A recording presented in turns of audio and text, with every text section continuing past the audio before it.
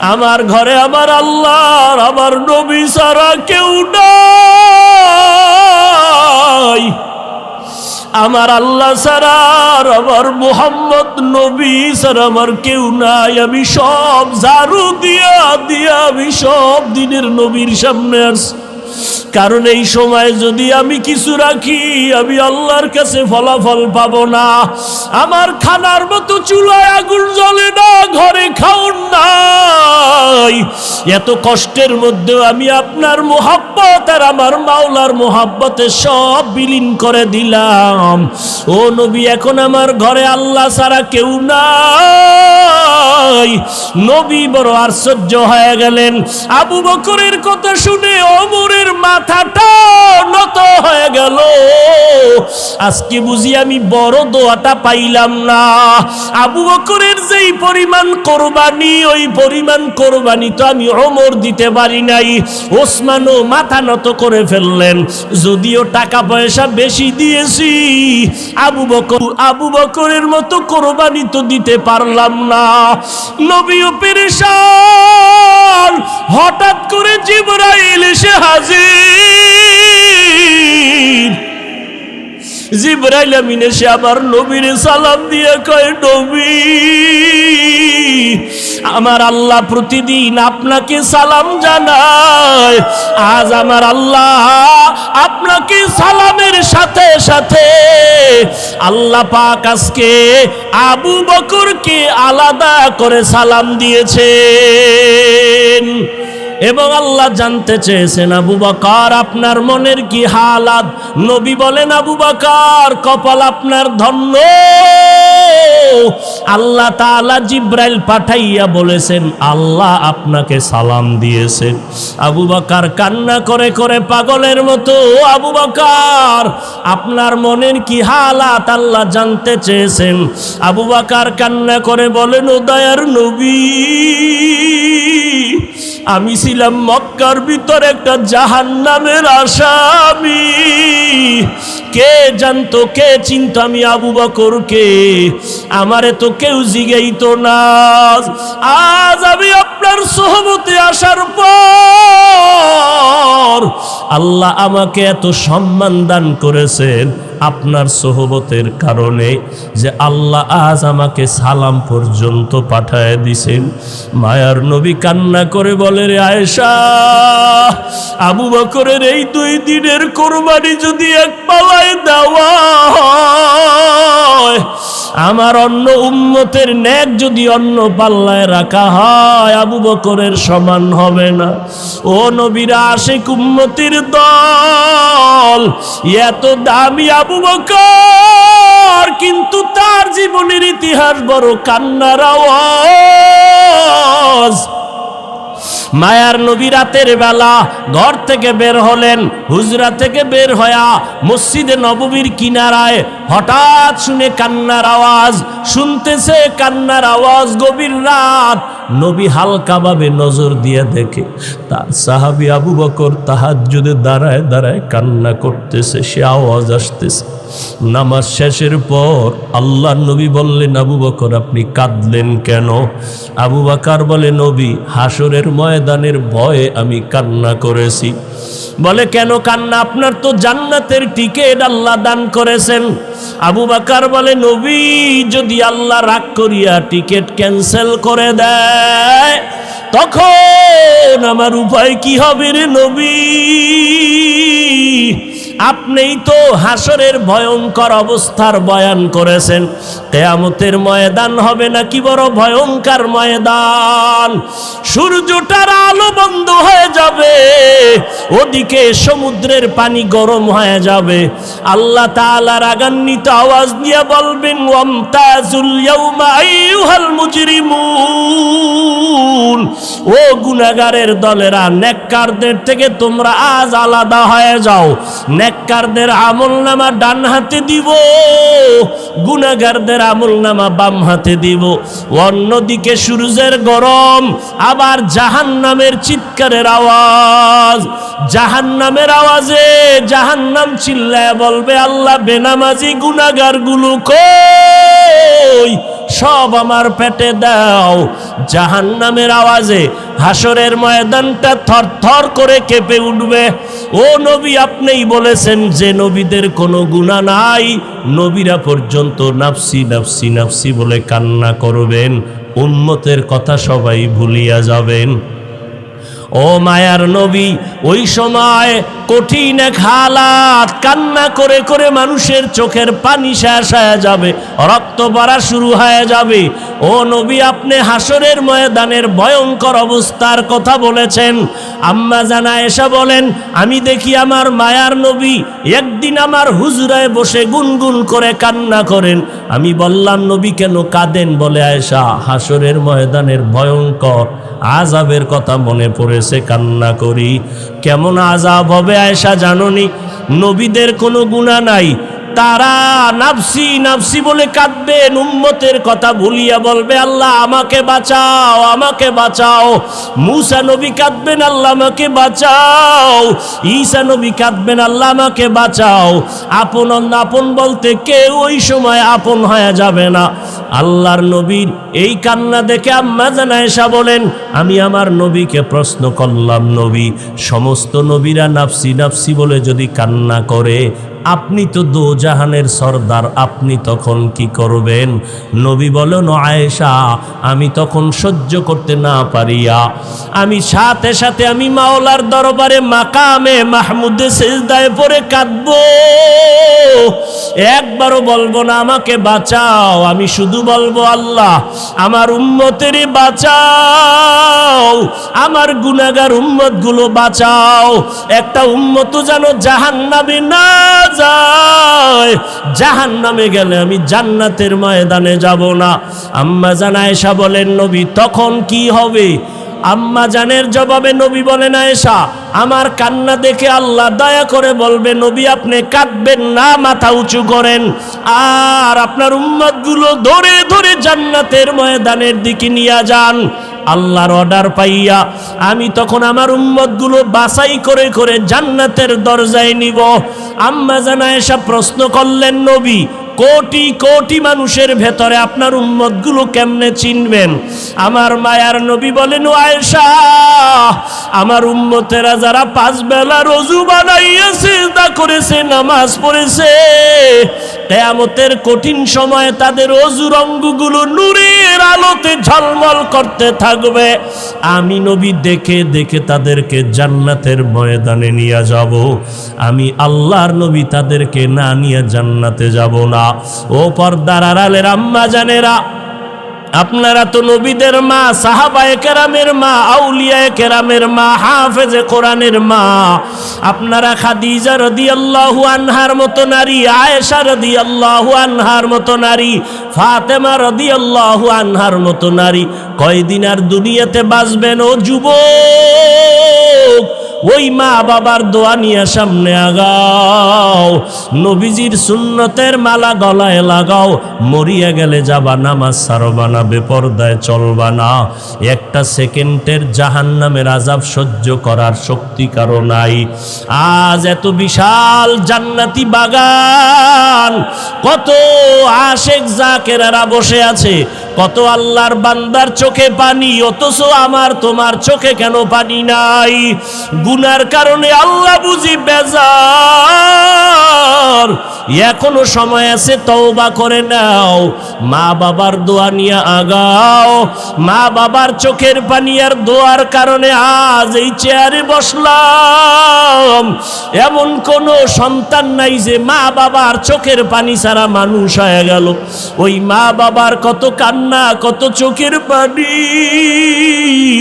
আজকে তুমি তাদের কান্নায় পরীক্ষায় ভালো নাম্বার পেয়েছো। ওই মা বাবার চোখের পানি আর দোয়ার কারণে তুমি টাকার মালিক, বাড়ি গাড়ির মালিক হয়েছো। ও আল্লাহর বান্দারা, এই জায়গায় যারা আছো, অনেকের মা নাই, বাবাও নাই, অন্ধকার কবর থেকে দোয়ার অপেক্ষায় আছে রে সন্তান। ওই মা বাবা তোমার আমার জন্য এত কাঁদলেন, তোমার চোখে কি এক ফোঁটা পানি আসবে না রে সন্তান? এত নিষ্ঠুর কেন হয়েছ? ওই মা বাবার জন্য কি এক ফোঁটা চোখের পানি ছেড়ে কাঁদতে পারো না রে বাবা? ওই সাময়িক সময়ের জন্য আমার আব্বা আমার আপন, আমার মা আমার আপন, ভাই আপন, বোন আপন, প্রতিবেশী আপন কেন সাময়িক উপকার করে, আর আমার মদিনার নবী আমার আপন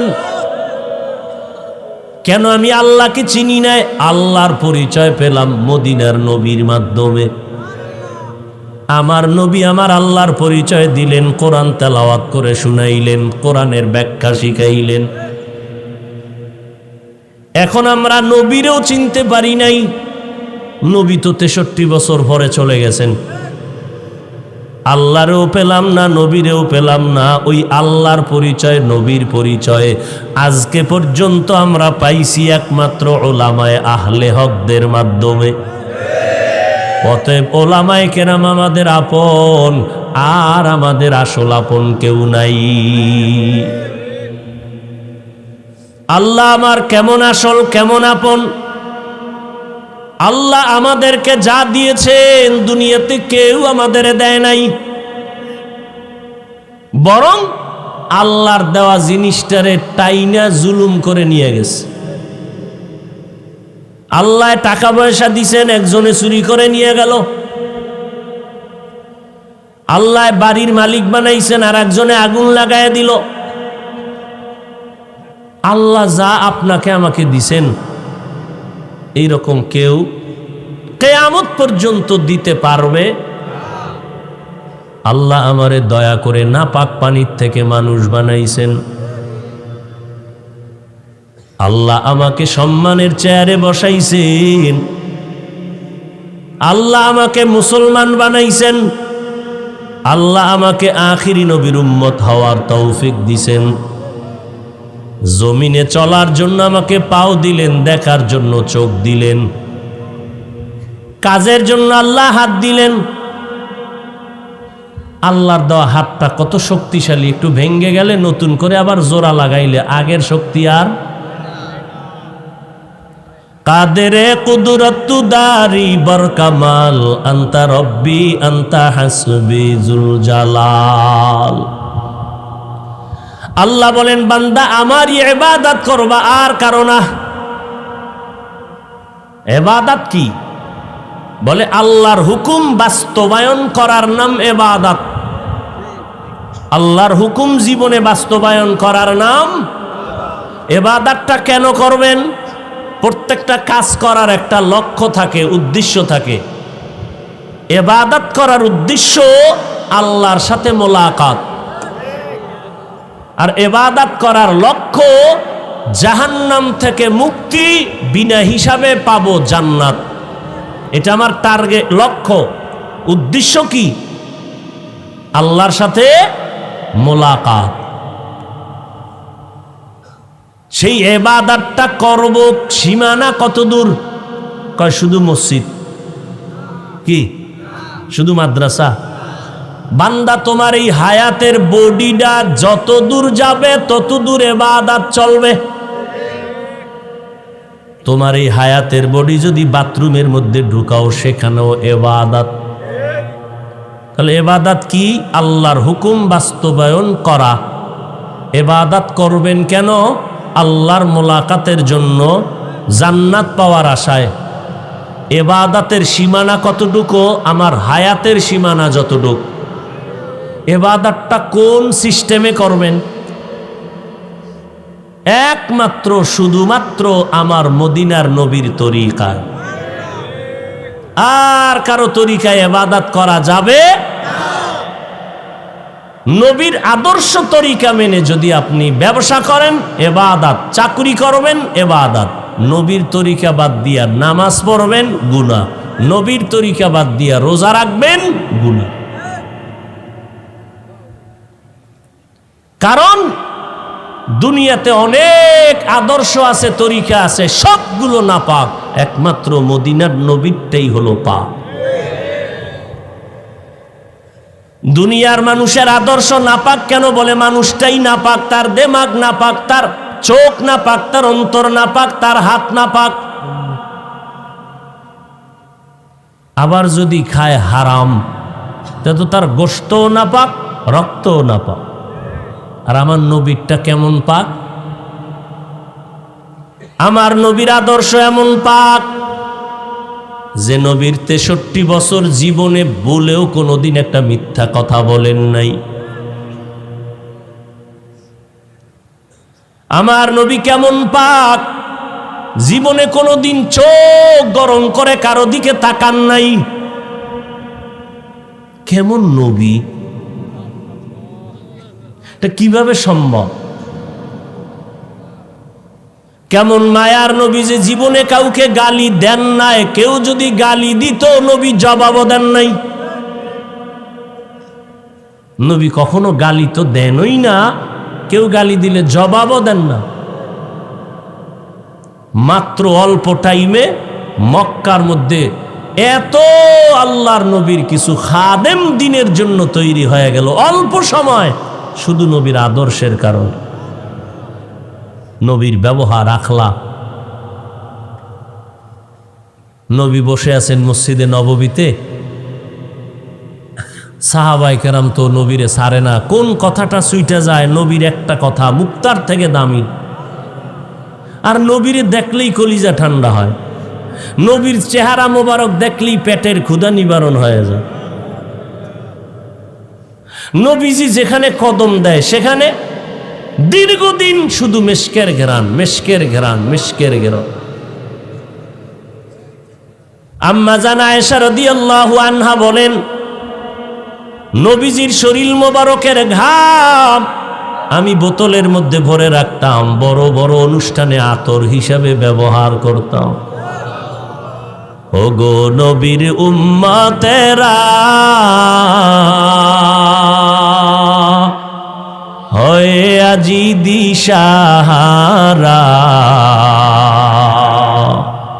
কোরআন হাদিসের চলো যখন যাহা চায় মনে, নবী বিনে কে তরাবে পুলসিরাত মিজানে, নবী বিনে কে তরাবে পুলসিরাত মিজানে। কেমন মায়ার নবী আমার! নবী রাস্তা দিয়া যখন চলে একটা মেঘের খণ্ড নবীর মাথায় ছায়া দেয়, সূর্যের গরম যেন নবীর কষ্ট দিতে না পারে। কেমন মায়ার নবী আমার! শরীর মোবারকের মধ্যে মশা মাছি পড়ে না, হারাম। এমন একজন মায়ার নবী আল্লাহ আমাদের দান করলেন। কপাল বড় খারাপ, আজকে সেই নবীর উম্মত হইয়া নবীর এখনো পর্যন্ত চিনতে পারলাম না। অথচ গর্তের পিপিলিকা আল্লাহর কাছে বলে, আল্লাহ একটু মক্কার ঘর মদিনার রওজা দেখায় দাও। মরা গাছ, খেজুর গাছ, মদিনার নবী পিঠ মোবারক লাগাইয়া খুতবা পড়েন। দীর্ঘদিন পরে নবী সাহাবায়ে কেরামের অনুরোধে বললেন, এটা বাদ দাও, নতুন এক মিম্বর বানাও। সাহাবায়ে কেরাম বলতেছেন, মানুষ যেমন কানলে আওয়াজ হয়, মরা গাছের থেকে কান্নার আওয়াজ হয়। সাহাবায়ে কেরাম গিয়া বলে, নবী গাছ, খেজুর গাছ, মরা গাছ কানতেছে, মানুষের মতো আওয়াজ আসতেছে কানের ভেতরে। মরা গাছ নবীর জন্য পাগল, আর আমরা জিন্দা মানুষ হইয়াও সেই নবীরে চিনতে পারলাম না। যদি চিনতে পারতারে বাবা, নিজে নামাজ পড়ি, নিজে জিকির করি, ছেলে মেয়েরে নবীর সুন্নতলা বানাইতে কেন পারি না? বহু নেক আমলওয়ালা কিয়ামতের দিন শুধু সন্তানদের অন্যায়ের কারণে জাহান্নামে যাবে। বহু মা বাবা জাহান্নামে যাবে শুধু সন্তানকে সঠিক লাইনে না রাখার কারণে। বললেই বলে চেষ্টা করছি, পারি না। চেষ্টা করছেন, পারেন না। হারাম খাওয়ায় কামাই করে এটা খাইতে পারেন। সুদের টাকায় চাকরি করে টাকা দেয়, সেই টাকা দিয়ে খানা খাইতে পারেন। দিনের পথে রাখতে পারেন না, পারবেন কিভাবে? আমার রসুলের তাবিজ দেওয়া ছিল, সে তাবিজ তো আপনি ব্যবহার করেন নাই। আর এটা নিজে নিজেও সম্ভব না, আল্লাহওয়ালাদের দোয়া লাগে, নেক নজর লাগে।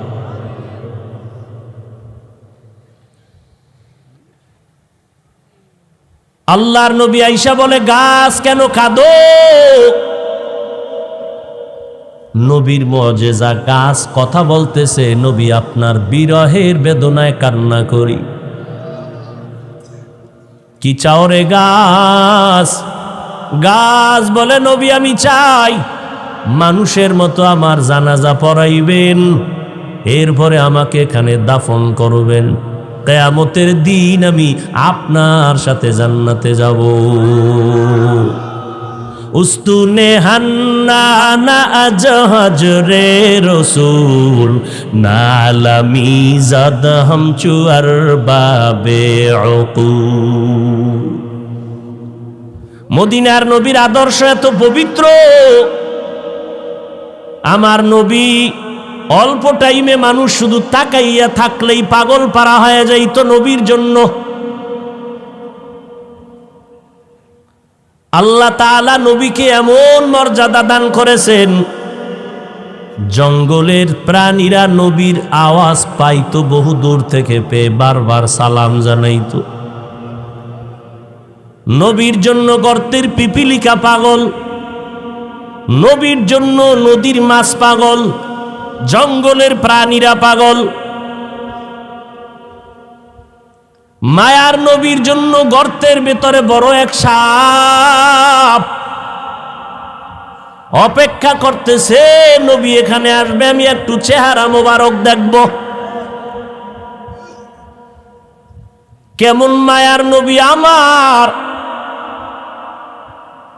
মাত্র 13 বছরের সীমানায় দামি দামি সাহাবা বেঈমানেরা নবীর হাতে কালেমা পড়ে এত দামি হয়ে গেল। আল্লাহ নিজে দুনিয়াতে 10 জনার নামে জান্নাতের টিকিট পাঠায়া দিলেন। এর মধ্যে 1 নম্বরে কে? আবু বকর সিদ্দিক রাদিয়াল্লাহু তাআলা আন। কত দাম আবু বকরের!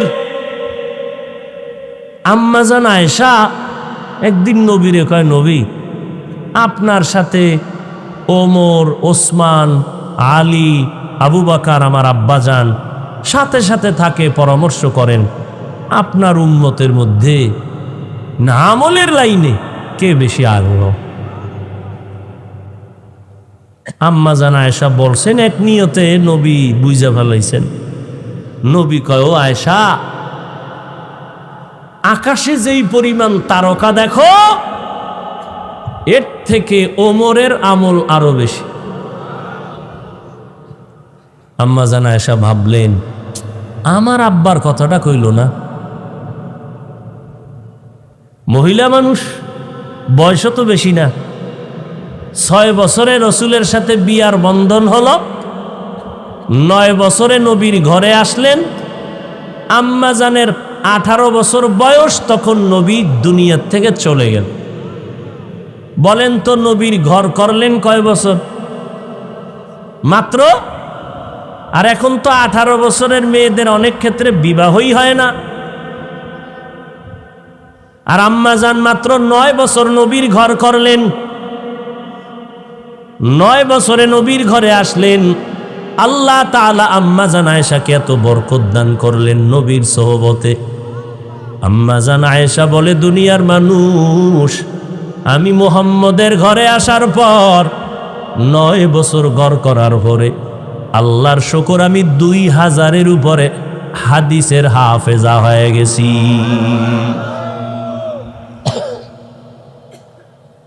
বড় বড় সাহাবায়ে কেরাম কোনো মাসআলায় আটকায় গেলে আম্মা জানের কাছে আসতেন, আম্মা জান এমন সমাধান দিতেন, সমস্ত সাহাবায়ে কেরাম এক আওয়াজে মেনে নিতেন, কোনো ইখতিলাফ করতেন না। নবীজি কইলেন ওমরের কথা, আম্মা জান ভাবলেন আমার আব্বার কথা বললেন না। এবার বইলেই ভালাইলেন, আমার আব্বার খবর কি? আব্বাকে আম্মাজান আয়েশার বাবা আবু বকর। এইবার নবী কয়, ও আয়েশা, তোমার বাবার কথা, আবু বকরের কথা কি বলবো রে আয়েশা? আবু বকরের জীবনে 2 দিনের 2টা আমল আল্লাহর কাছে এত প্রিয়। 2 দিনের 2টা আমল, 2টা ত্যাগ, 2টা কোরবানি আল্লাহর কাছে এত দামি। ওমর কেন? আমার সব উম্মতের আমল যদি এক পালায় দেও তার সমান হবে না।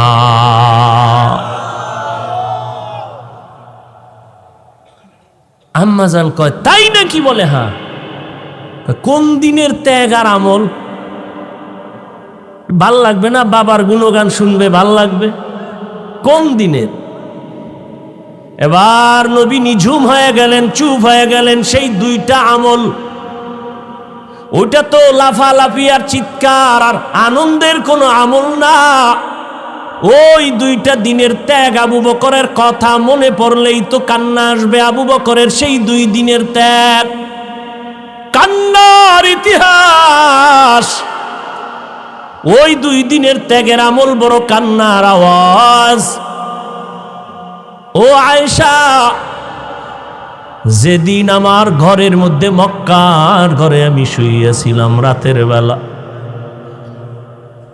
আমার চারদিকে দুশমন, আমার আপনজনেরা তরবারি নিয়া ঘেরাও দিছে, আমার আজকে রাত্রে হত্যা করে ফেলব। কতবার আসছে আমাকে জবাই করার জন্য, আজ ওরা ফাইনাল আমাকে হত্যা করেই ফেলবে। আমি পেরেশান, চতুর্দিকে দুশমন দাঁড়ায় গেল, সবার হাতে অস্ত্রধারী। আজ আমাকে হত্যা না করে ওরা কেউ বাসায় যাবেন। আমার আল্লাহ পাক বলেন, ওয়াল্লাহু ইয়াসিমুকা মিনান নাস। ও নবী, কোরআন হেফাজতের জিম্মাদারি আমি আল্লাহ যেমন এককভাবে নিয়েছি, আপনাকেও হেফাজতের জিম্মাদারি আমি আল্লাহ এককভাবে নিয়েছি। আপনার কোনো ক্ষতি হবে না পয়গম্বর, ধৈর্য ধারণ করেন। এবং প্রস্তুতি তো আগের থেকেই বলা হয়েছে, আজ আর ঘরের মধ্যে থাকা যাবে না, এখনই বের হইয়া মদিনার পথে হিজরত করা লাগবে, আর থাকা যাবে না। মদিনার পথে নবী হিজরতের জন্য রেডি হয়ে গেলেন, কিন্তু চারদিকে দুশমন ঘরের পার্শ্বে আটকায় দাঁড়ানো, বের হব কেমনে? আল্লাহ কয়, নবী একটু হাতের মধ্যে কিছু বালু নেন, বালু নিয়া আমার কোরআনের আয়াতগুলো বালুর মধ্যে পড়েন আপনার পবিত্র জবানে। মায়ার নবী আল্লাহর হুকুম পাইয়া বালুগুলো হাতের মধ্যে নিয়ে মোহব্বতের আওয়াজ দিয়া তেলাওয়াত শুরু করলেন, বিসমিল্লাহির রহমানির রহিম, ইয়াসিন ওয়াল কুরআনিল হাকীম, ইন্নাকা লামিনাল মুরসালিন আলা সিরাতিম মুস্তাকিম, তানজিলাল আজিজির রহিম, লিতুনযিরা কওমান মা উনযিরা আবাউহুম ফাহুম গাফিলুন, লাকাদ হাক্কাল কওলু আলা আকসারিহিম ফাহুম লা ইউমিনুন, ইন্না জাআলনা ফি আ'নাকিহিম আগলালান ফাহিয়া ইলাল আযকানি ফাহুম মুকমাহুন, ওয়াজআলনা মিন বাইনি আইদিহিম ওয়া মিন খালফিহিম সাদ্দান ফাআগশাইনাহুম ফাহুম লা ইউবসিরুন। আয়াতগুলো পড়িয়া দম করলেন। আল্লাহ বলে, নবী আপনি বালুগুলো চারদিকে মারেন। নবী তেলাওয়াত করে আয়াত পরে দম করে বালুগুলো মারলেন। বেঈমানদের চোখের মধ্যে হালকা লাগলো বাতাস, চোখের পাওয়ার সাথে সাথে নষ্ট হয়ে গেল। আল্লাহ পাকের অর্ডার, এবার নবী বের হয়ে গেলেন। টানা গিয়া আবু বকরের দরজায় গিয়া দাঁড়াইলেন। আসসালামু আলাইকুম ইয়া আহলাল বাইত। মায়ার নবীর কণ্ঠের আওয়াজ আবু বকরের কানে লাগতে দেরি আবু বকর বলেন লাব্বাইক ওয়া সাদাইকা ইয়া রাসূলুল্লাহ। দরজা খুলে দিলেন। নবী বলেন আবু বকর, এত গভীর রাত আপনি কি ঘুমান নাই? আবু বকর বলেন নবী, বহুদিন আগে আপনি বলেছিলেন হিজরত করা লাগবে, আমি আবু বকর আপনার সঙ্গী হব। আল্লাহর জাতের কসম করে বলি রে নবী, ওই যেদিন আপনি বলছেন যত ব্যস্তই থাকি না কেন, রাতের বেলা ঘরে আইসা আমি দাঁড়াইয়া অপেক্ষা করি, একটা সেকেন্ডের জন্য আমি ঘুম যাই না। কারণ আমি যদি ঘুমায় যাই আর রহমতের নবী আইসা ডাকিয়া যদি আমাকে না পায়, অন্য দিক থেকে দুশমনের আক্রমণ, নবীর উপরে আক্রমণ যদি হয়, নবী যদি চলে যায়, আমি আবু বকরের বেঁচে থেকে কি লাভ? কারণ আমি আবু বকর যেই নবীর সোহবত আর নেক নজর এত দামি হয়ে গেলাম। হঠাৎ খবর হয়ে গেল নবী নাই, নবী নাই। মদিনার নবীর একজন আশিক খেজুরের বাগানে পানি দেয়, হঠাৎ করে কানে আওয়াজ নবী নাই। বালতি ফালাইয়া আসমানের দিয়ে তাকায় কয় মালিক, তুমি আমাকে অন্ধ বানাইয়া দাও, কারণ এই চক্ষু দুইটা রিজার্ভ করে রেখেছি শুধু নবীজিকে দেখব আর কলিজাটা ঠান্ডা করব।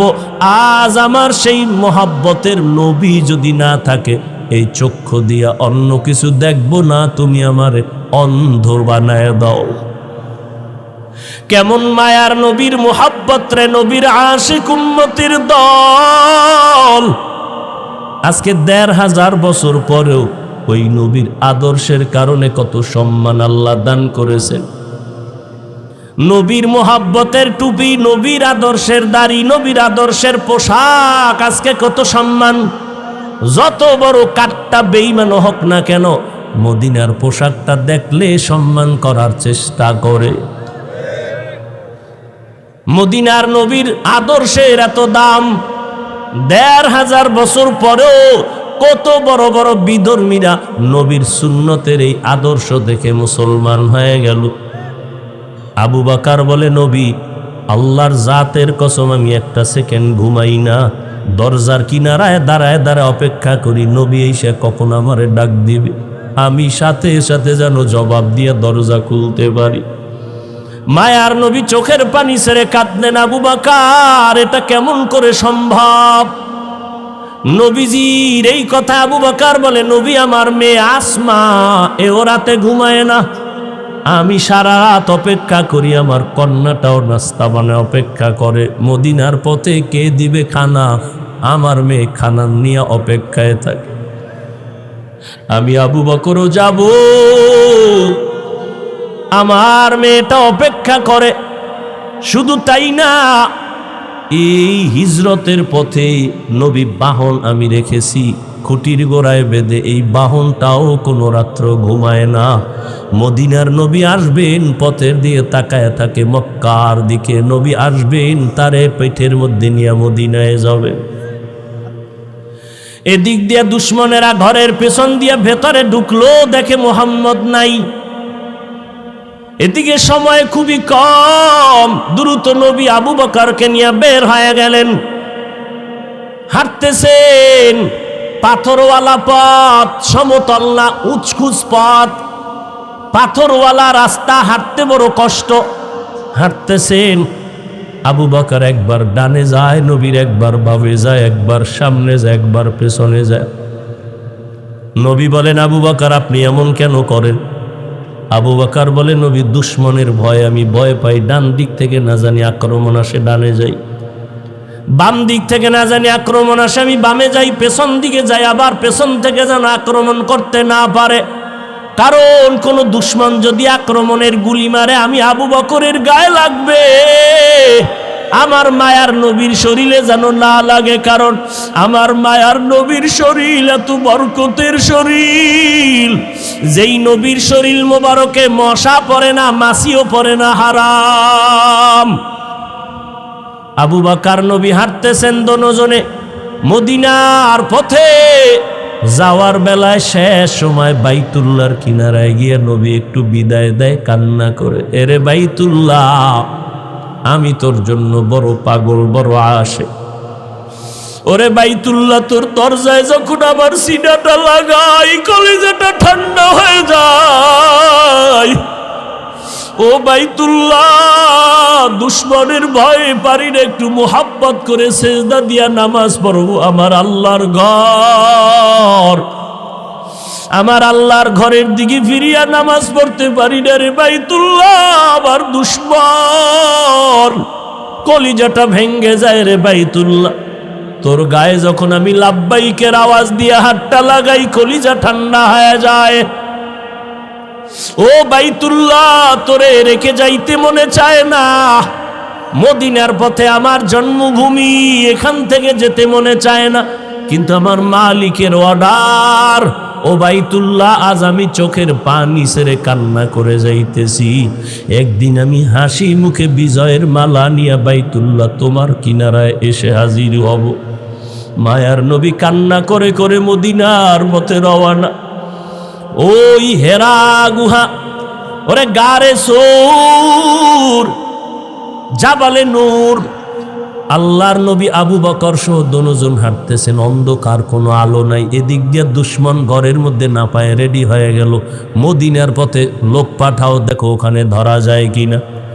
কিছু দূর যাইতে যাইতে মাত্র 2 থেকে 3 কিলোমিটার বাকি, গুহার মধ্যে ঢুকবেন। হঠাৎ করে আল্লাহর নবীর পায়ে একটা পাথরের আঘাত লাইগা রক্ত বের হয়ে গেছে। নবীজি এত অসুস্থ, রক্ত বের হচ্ছে, থামে না। মায়ার নবী এমন অবস্থা, হাঁটতে এখন কষ্ট হয়। আল্লাহর নবীর এই অবস্থা দেখে আবু বকর চোখের পানি ছেড়ে বলেন, নবী বেয়াদবি মাফ করবেন, আপনি হাঁটতে পারেন না, আমি বসে গেলাম, আপনি আমার কাঁধের উপরে উঠেন, আমি আপনাকে নিয়ে গুহা পর্যন্ত নেই, সেখানে আশ্রয় নিব। নবী বলেন না। শেষ পর্যন্ত মায়ার নবী এতটা অসুস্থ, পেছনে দুশমনের আঘাত, আবু বকরের কাঁধের উপরে উঠলেন। আবু বকর আমার নবীরে নিয়ে 2-3 কিলোমিটার চলে গেলেন, গুহার সামনে দাঁড়াইলেন। গুহার ভেতরে ঢুকবেন, ওদিকে দুশমন আসতেছে। আল্লাহর নবী আল্লাহর উপরে ভরসা করে ঢুকে গেলেন গুহার ভেতরে। গুহার ভেতরে যাওয়ার পর দেখে পুরানো গর্ত, চতুর্পার্শ্বে ছিদ্র আর ছিদ্র। ওদিকে গুহার মুখ এত বড়, দুশমন আইসা যদি সামনে দাঁড়াইয়া একটু ভিতরে তাকায় আমগো দেখে ফেলবে। আবু বকর ভেতরে, নবীও ভেতরে। নবী এখন আরাম করবেন। আবু বকরের রানের উপরে মদিনার নবী মাথা রাখলেন, আর আবু বকর নবীর বিশ্রামে গেলেন চুপচাপ। আবু বকর নিজের জামার কাপড় ছিঁড়ে ছিঁড়ে ছিদ্রগুলো আটকাইতেছে, না জানি আবার কোনো সাব্বিচ্ছু আইসা আমাদের আক্রমণ করে। ওদিকে ভয়, গুহার মুখে দুশমন আইসা দাঁড়াইলে আমগো দেখে ফেলবে। আল্লাহর কুদরত, হঠাৎ করে দেখে দুশমন গুহার মুখে আসিয়া দাঁড়ায় গেছে। এই আসতে আসতে না আসতে মুহূর্তের মধ্যে মাকড়সা জাল বুনল। দুশমন আসতে না আসতে একটা কবুতর এসে ডিম পাড়া শুরু করল। দুশমনেরা নিচে তাকাইলেই দেখে ফেলবে আবু বকরের। হেফাজতের মালিক আমার আল্লাহ। মায়ার নবী তো বিশ্রামে আছে আবু বকরের রানের উপরে।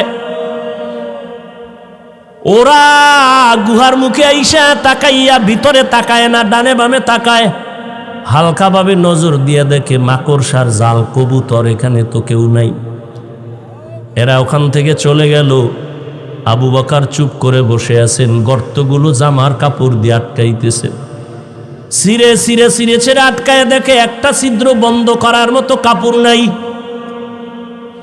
আবু বকর ওই গর্তটার মুখে পায়ের গোনালি দিয়া চাপ দিয়া ধরে রাখলেন, কিন্তু ওই গর্তের মধ্যে একটা সাপ বহুদিন ধরে ছিল, মায়ার নবীকে দেখবে বলি অপেক্ষা করছে।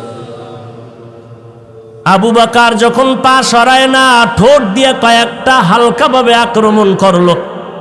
আক্রমণের নিয়ত না, পাওটা সরাও, আমার আশান্বিত নবী বুঝি আসছে, আমি দেখব। যখন পাওটা সরায় না, হালকাভাবে একটু দাঁত বসায় দিছে, দেওয়া মাত্র বিষে পুরো শরীর জর্জরিত।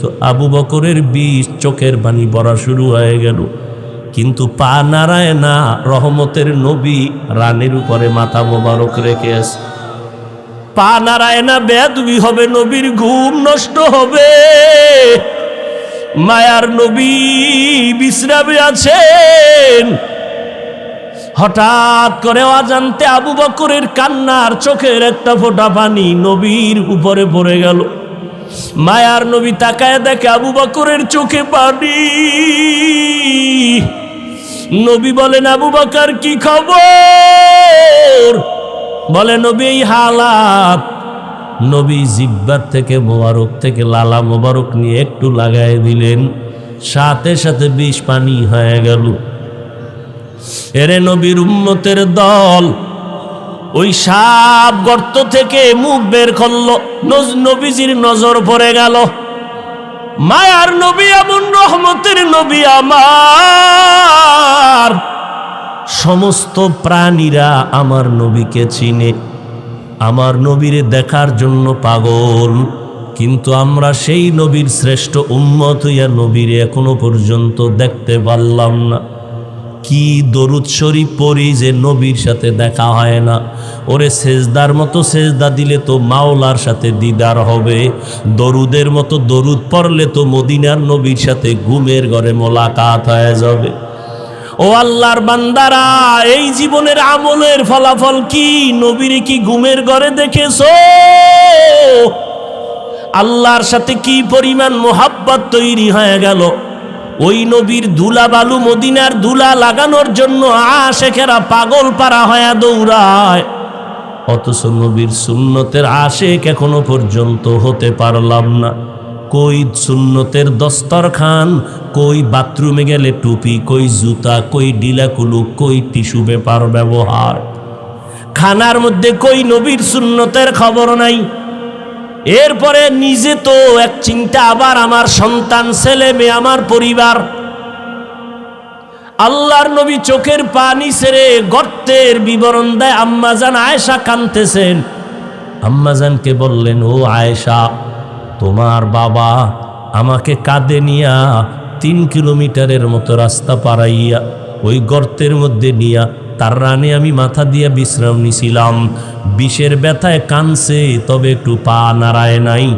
এই যে ত্যাগ আবু বকর আমার জন্য দিনের স্বার্থে দিল, সারা দুনিয়ার উম্মতের নেক এক পালায় দিলেও সমান হবে না। আম্মা জান আয়েশা কান্না করেন, নবী যদি বেয়াদবি না নেন, আমার আব্বা জানের আর একটা নেক আমল কি বলবেন? নবী বলেন, শুনো আয়েশা, শুনো, সেই দিনের আমল। নবীর শেষ জীবনে তাবুকের যুদ্ধে যাবেন, একটা যুদ্ধ শেষ হলো, আর একটা যুদ্ধ তাবুকে যাবেন। তাবুকে যাবেন মদিনার থেকে বহুদূর, ওই যুদ্ধে যাবেন এমন সময় খেজুরও পেকে গেল, খেজুর কাটার সময়, মানুষের কাজের সময়, প্রচন্ড রোদের তাপ। আবার আর একটা যুদ্ধ থেকে আইসা সব ক্লান্ত, কিন্তু রোম সম্রাট বেঈমান হাজার হাজার কাফেলা নিয়ে আসতেছে মদিনার দিকে যুদ্ধ করার জন্য। এবার নবী ঘোষণা দিলেন, তৈরি হয়ে যাও, 30,000 কাফেলা নিয়ে আমরা যুদ্ধে যাব তাবুকে। সবাই রেডি হয়ে গেলেন, কিন্তু এই যুদ্ধে 30,000 সাহাবী নিয়ে গেলে আমাদের অনেক বাহন লাগবে, সাওয়ারি লাগবে, টাকা লাগবে। নবী ঘোষণা দিলেন, ও আবু বকর, ওমর, ওসমান, আলী সহ সবাই বাড়িতে যান, সবাই দান করেন, টাকা দেন, সাওয়ারি দেন, সবাই দান নিয়ে আমার সামনে হাজির করেন, বাহন লাগবে অনেক। হযরত ওসমান রাদিয়াল্লাহু তাআলা 10,000 সাওয়ারি নিয়ে নবীর সামনে হাজির। টাকা তো আলাদা। ওমর সব নিয়ে আসছেন। এইবার নবী একটু পরীক্ষামূলক বসলেন, বৈশা জিজ্ঞাসা করেন, ও আলী, আপনি কি পরিমাণ দান করলেন? এই পরিমাণ। ওসমান, আপনি কি পরিমাণ দিলেন? বলে এই পরিমাণ। ওমর, আপনি কি পরিমাণ দিলেন? আমার সম্পদের অর্ধেক দিয়া দিলাম। ওমরের মনের মধ্যে একটা আশা, আজকে আমি এত বেশি দান করব, নবীর দোয়াটা আমি আগে পেয়ে যাব। ওমরেরও আশা বেশি দান করব, দোয়াটা পাবো। ওসমানেরও আশা। নবী সবাই জিগাইলেন, এই আলী কি পরিমাণ দিলেন? ওসমান কি পরিমাণ দিলেন? ওমর কি পরিমাণ দিলেন? আবু বকরকে নবী কয়, ও আবু বকর, আপনি বাড়িতে কি পরিমাণ রাখলেন? হযরত আলীকে বললেন, কি পরিমাণ নিয়ে আসছেন? ওসমানকে বললেন, কি পরিমাণ দান করেছেন? ওমরকে বললেন, কি পরিমাণ নিয়ে আসছেন? কিন্তু আবু বকরকে কি পরিমাণ নিয়ে আসছেন বলে নাই, কারণ নবী জানে আবু বকর বড় গরীব। মায়ার নবী বললেন, আবু বকর ঘরের মধ্যে কি রেখে আসছেন? আবু বকর চোখের পানি ছেড়ে বলে, নবী, আমার ঘরে ঝাড়ু দিয়া দিয়া সব আমি নিয়ে আসছি। আমার ঘরে আমার আল্লাহর, আমার নবী ছাড়া কেউ নাই। আমার আল্লাহ ছাড়া, আমার মুহাম্মদ নবী ছাড়া আমার কেউ নাই। আমি সব ঝাড়ু দিয়া দিয়া আমি সব দিনের নবীর সামনে আসছি, কারণ এই সময় যদি আমি কিছু রাখি, আমি আল্লাহর কাছে ফলাফল পাবো না। আমার খানার মতো চুলায় আগুন জ্বলে না, ঘরে খাউন নাই। এত কষ্টের মধ্যেও আমি আপনার মুহাব্বত আর আমার মাওলার মুহাব্বতে সব বিলীন করে দিলাম। ও নবী, এখন আমার ঘরে আল্লাহ ছাড়া কেউ নাই। নবী বড় আশ্চর্য হয়ে গেলেন। আবু বকরের কথা শুনে ওমরের মাথাটা নত হয়ে গেল। আজকে বুঝি আমি বড় দোয়াটা পাইলাম না। আবু বকরের যেই পরিমাণ কোরবানি, ওই পরিমাণ কোরবানি তো আমি ওমর দিতে পারি নাই। ওসমানও মাথা নত করে ফেললেন। যদিও টাকা পয়সা বেশি দিয়েছি, আবু বকরের মতো কোরবানি তো দিতে পারলাম না। নবীও পেরেশান। হঠাৎ করে জিবরাইল এসে হাজির। জিবরাইল আমিন এসে আবার নবীর সালাম দিয়ে কয়, নবী, আমার আল্লাহ প্রতিদিন আপনাকে সালাম জানায়। আজ আমার আল্লাহ আপনাকে সালামের সাথে সাথে আল্লাহ পাক আজকে আবু বকরকে আলাদা করে সালাম দিয়েছেন। এবং আল্লাহ জানতে চেয়েছেন, আবু বকর আপনার মনের কি হালাত? নবী বলেন, আবু বকর কপাল আপনার ধন্য। আল্লাহ তাআলা জিবরাইল পাঠাইয়া বলেছেন, আল্লাহ আপনাকে সালাম দিয়েছেন। আবু বকর কান্না করে করে পাগলের মতো, আবু বকর আপনার মনের কি হালাত আল্লাহ জানতে চেয়েছেন। আবু বকর কান্না করে বলেন, ও দয়ার নবী, আমি ছিলাম মক্কার ভিতরে একটা জাহান্নামের আসামি। কে জানতো, কে চিনতো আমি আবু বকরকে? আমারে তো কেউ জিগাইতো না। আজ আমি আপনার সোহবতে আসার পর আল্লাহ আমাকে এত সম্মান দান করেছেন আপনার সোহবতের কারণে, যে আল্লাহ আজ আমাকে সালাম পর্যন্ত পাঠায় দিছেন। মায়ার নবী কান্না করে বলে, রে আয়েশা, আবু বকরের এই 2 দিনের কোরবানি যদি এক পালায় দেওয়া হয়, আমার অন্য উম্মতের নেক যদি অন্য পাল্লায় রাখা হয়, আবু বকরের সমান হবে না। ও নবীরা আশিক উম্মতির দল, এত দামি আবু বকর, কিন্তু তার জীবনের ইতিহাস বড় কান্নার আওয়াজ। মায়ার নবী রাতের বেলা ঘর থেকে বের হলেন। হুজরা থেকে বের হয়া মসজিদে নববীর কিনারায় হঠাৎ শুনে কান্নার আওয়াজ, শুনতেছে কান্নার আওয়াজ। গভীর রাত, নবী হালকাভাবে নজর দিয়ে দেখে তার সাহাবী আবু বকর তাহাজ্জুদে দাঁড়ায় দাঁড়ায় কান্না করতেছে, সে আওয়াজ আসতেছে। নামাজ শেষের পর আল্লাহর নবী বললেন, আবু বকর আপনি কাঁদলেন কেন? আবু বকর বলে, নবী হাসরের ময়দানের ভয়ে আমি কান্না করেছি। বলে, কেন কান্না? আপনার তো জান্নাতের টিকিট আল্লাহ দান করেছেন। আবু বকর বলে, নবী যদি আল্লাহ রাগ করিয়া টিকিট ক্যান্সেল করে দেয় তখন আমার উপায় কি হবে রে নবী? আপনিই তো হাসরের ভয়ঙ্কর অবস্থার বয়ান করেছেন। কিয়ামতের ময়দান হবে নাকি বড় ভয়ঙ্কর ময়দান। সূর্যটার আলো বন্ধ হয়ে যাবে, ওদিকে সমুদ্রের পানি গরম হয়ে যাবে। আল্লাহ তাআলা রাগান্বিত আওয়াজ দিয়ে বলবেন, ওয়ামতাজুল ইয়াউমা আইয়ুহাল মুজরিমুন, ও গুনাহগারের দলেরা, নেককারদের থেকে তোমরা আজ আলাদা হয়ে যাও। নেককারদের আমলনামা ডান হাতে দিব, গুনাহগারদের আমলনামা বাম হাতে দিব। অন্যদিকে সূর্যের গরম, আবার জাহান্নামের চিৎকারের আওয়াজ। জাহান্নামের আওয়াজে জাহান্নাম চিল্লায় বলবে, আল্লাহ বেনামাজি গুনাহগারগুলো কই? সব আমার পেটে দাও। জাহান্নামের আওয়াজে হাসরের ময়দানটা থরথর করে কেঁপে উঠবে। ও নবী, আপনিই বলেছেন যে নবীদের কোনো গুনাহ নাই, নবীরা পর্যন্ত নাফসি নাফসি নাফসি বলে কান্না করবেন, উম্মতের কথা সবাই ভুলিয়া যাবেন। ও মায়ার নবী, ওই সময় কঠিন এক হালাত, কান্না করে করে মানুষের চোখের পানি শেষ হয়ে যাবে, রক্ত পড়া শুরু হয়ে যাবে। ও নবী, আপনি হাসরের ময়দানের ভয়ঙ্কর অবস্থার কথা বলেছেন। আম্মা জান আয়েশা বলেন, আমি দেখি আমার মায়ার নবী একদিন আমার হুজরায় বসে গুনগুন করে কান্না করেন। আমি বললাম, নবী কেন কাঁদেন? বলে, আয়েশা হাসরের ময়দানের ভয়ঙ্কর আযাবের কথা মনে পড়েছে, কান্না করি। কেমন আযাব হবে আয়েশা জানোনি? নবীদের কোনো গুনাহ নাই, তারা নাফসি নাফসি বলে কাঁদবেন, উম্মতের কথা ভুলিয়া বলবে, আল্লাহ আমাকে বাঁচাও, আমাকে বাঁচাও। মূসা নবী কাঁদবেন, আল্লাহ আমাকে বাঁচাও। ঈসা নবী কাঁদবেন, আল্লাহ আমাকে বাঁচাও। আপন আপন বলতে কেউ ওই সময় আপন হয়ে যাবে না।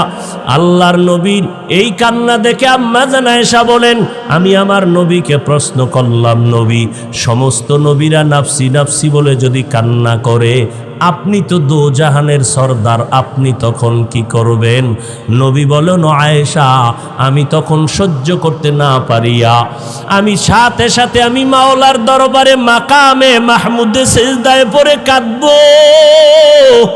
একবারও বলবো না আমাকে বাঁচাও, আমি শুধু বলবো, আল্লাহ আমার উম্মতেরই বাঁচাও, আমার গুনাহগার উম্মতগুলো বাঁচাও। একটা উম্মত যেন জাহান্নামে না যায়, জাহান্নামে গেলে আমি জান্নাতের ময়দানে যাব না। আম্মা জান আয়েশা বলেন, নবী তখন কি হবে? আম্মা জানের জবাবে নবী বলেন, আয়েশা আমার কান্না দেখে আল্লাহ দয়া করে বলবে, নবী আপনি কাঁদবেন না, মাথা উঁচু করেন, আর আপনার উম্মতগুলো ধরে ধরে জান্নাতের ময়দানের দিকে নিয়ে যান। আল্লাহর অর্ডার পাইয়া আমি তখন আমার উম্মতগুলো বাছাই করে করে জান্নাতের দরজায় নিব। আম্মা জান আয়েশা প্রশ্ন করলেন, নবী কোটি কোটি মানুষের ভেতরে আপনার উম্মতগুলো কেমনে চিনবেন? আমার মায়ার নবী বলেন, ও আয়েশা আমার উম্মতেরা যারা 5 বেলা রোজু বানাইয়া সিজদা করেছে, নামাজ পড়েছে, কিয়ামতের কঠিন সময়ে তাদের ওযুর অঙ্গগুলো নূরের আলোতে ঝলমল করতে থাকবে। আমি নবী দেখে দেখে তাদেরকে জান্নাতের ময়দানে নিয়ে যাব। আমি আল্লাহর নবী তাদেরকে না নিয়ে জান্নাতে যাব না। ও পর্দার আড়ালের আম্মা জানেরা, আপনারা তো নবীদের মা, সাহাবায়ে কেরামের মা, আউলিয়ায়ে কেরামের মা, হাফেজে কোরআনের মা। আপনারা খাদিজা রাদিয়াল্লাহু আনহার মতো নারী, আয়েশা রাদিয়াল্লাহু আনহার মতো নারী, ফাতেমা রাদিয়াল্লাহু আনহার মতো নারী কয়দিন আর দুনিয়াতে বাঁচবেন? ও যুবক, ওই মা বাবার দোয়া নিয়ে সামনে আগাও, নবীজির সুন্নতের মালা গলায় লাগাও। মরিয়া গেলে যাবা, নামাজ ছাড়বা না, বেপরদায় চলবা না। একটা সেকেন্ডের জাহান্নামের আযাব সহ্য করার শক্তি কারো নাই। আজ এত বিশাল জান্নাতি বাগান, কত আশেক জাকেরারা বসে আছে, কত আল্লাহর বান্দার চোখে পানি, অথচ আমার তোমার চোখে কেন পানি নাই? গুনার কারণে আল্লাহ বুঝি বেজার। এখনো সময় আছে, তওবা করে নাও, মা বাবার দোয়া নিয়ে আগাও। মা বাবার চোখের পানি আর দোয়ার কারণে আজ এই চেয়ারে বসলাম। এমন কোন সন্তান নাই যে মা বাবার চোখের পানি ছাড়া মানুষ হয়ে গেল। ওই মা বাবার কত কান্না, কত চোখের পানি। আজকে তুমি তাদের কান্নায় পরীক্ষায় ভালো নাম্বার পেয়েছো, ওই মা বাবার চোখের পানি আর দোয়ার কারণে তুমি টাকার মালিক, বাড়ি গাড়ির মালিক হয়েছো। ও আল্লাহর বান্দারা, এই জায়গায় যারা আছো, অনেকের মা নাই, বাবাও নাই, অন্ধকার কবর থেকে দোয়ার অপেক্ষায় আছে রে সন্তান। ওই মা বাবা তোমার আমার জন্য এত কাঁদলেন, তোমার চোখে কি এক ফোঁটা পানি আসবে না রে সন্তান? এত নিষ্ঠুর কেন হয়েছ? ওই মা বাবার জন্য কি এক ফোঁটা চোখের পানি ছেড়ে কাঁদতে পারো না রে বাবা? ওই মা বাবার দোয়া ছাড়া মাওলানা হতে পারো নাই, ওই মা বাবার চোখের পানি ছাড়া আলেম হতে পারো নাই। ওই মা বাবার কষ্টের জীবন। বাবার মনে চাইছিল মাঝে মাঝে ইলিশ মাছ দিয়া খানা খাবে, কিন্তু কিনার মতো টাকা ছিল না। মায়ের মনে চাইতো কোনো সময় আঙ্গুর বেদানা খাবে, কিন্তু টাকা ছিল না কেনার মতো।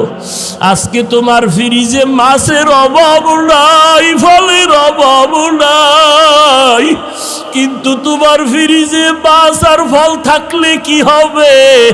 যেই মা বাবায় আফসুস করলো, সেই মা বাবাই তো আজ কাফন পরিয়া কবরের ভেতরে চলে গেল। ওই ফল তুমি আর কারে খাওয়াইবা? ওই মাছ কারে খাওয়াইবার সন্তান?